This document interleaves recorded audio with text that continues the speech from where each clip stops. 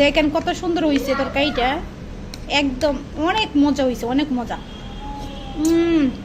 নিজে রান্না করছি বলে বলতেছি না, আপনারা অবশ্যই এইভাবে রান্না করুন, দেখবেন অনেক মজা লাগবে। এই শীতের মূলা খেতে অনেকে পছন্দ করে না, শীতের সময় যে মূলাটা আসে বা খেতে চায় না, অনেক মজা লাগে। তো এইখানে আমি মূলা কেটে নিয়ে নিলাম, আজকে মূলার ঝোল রান্না করব। টমেটো নিয়েছি আর হচ্ছে একদম ট্যাংরা মাছগুলো ভালো করে লবণ দিয়ে পরিষ্কার করে নিয়েছি।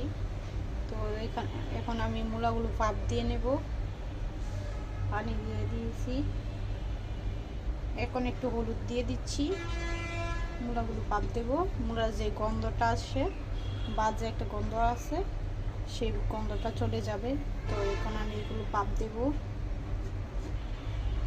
পাপ দিয়ে নেব গরম পানি দিয়ে। তো চুলার মধ্যে বসিয়ে দেব,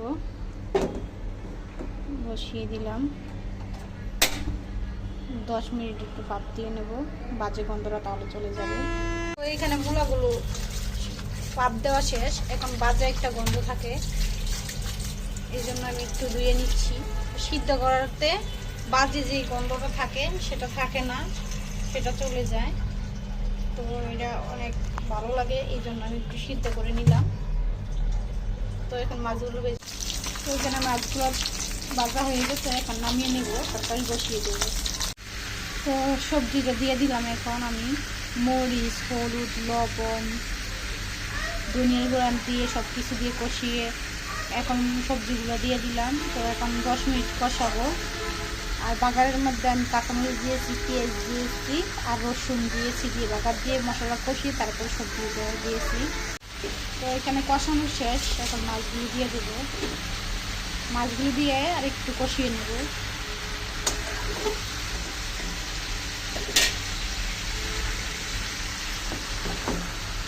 ভালো করে নেড়ে চেড়ে কষিয়ে নেব 5 মিনিট। এখন আমার কষানো শেষ, এখন আমি একটু ঝোল দিয়ে দিচ্ছি।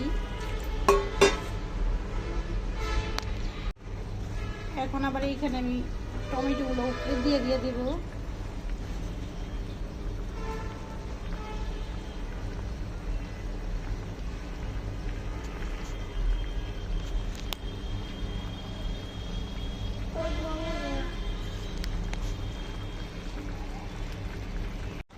তো এইখানে একটু লাড়ে চেড়ে দিলাম, নেড়ে চেড়ে টমেটো মাছগুলো এক লগে একটু মিক্স করে দিলাম।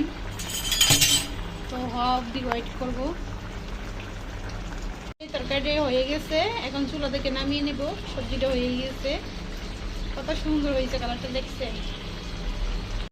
তো যারা মূলা পছন্দ না করেন তাদের জন্য এই রেসিপিটা, দেখেন কত সুন্দর হয়েছে, খেতে অনেক মজা। আর আমি যেভাবে রান্না করছি একটু গন্ধ কয় নাই, মূলার একটা গ্যারাম ছিল, সেই গ্যারামটা চলে গেছে সিদ্ধ করাতে।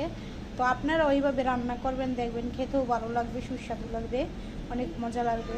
যারা মূলা পছন্দ না করেন তাদের জন্য এইভাবে রান্না করলে, যে কোনো মাছ দিয়ে রান্না করতে পারেন এভাবে, দেখবেন খেতেও অনেক ভালো লাগবে, অনেক মজা লাগবে।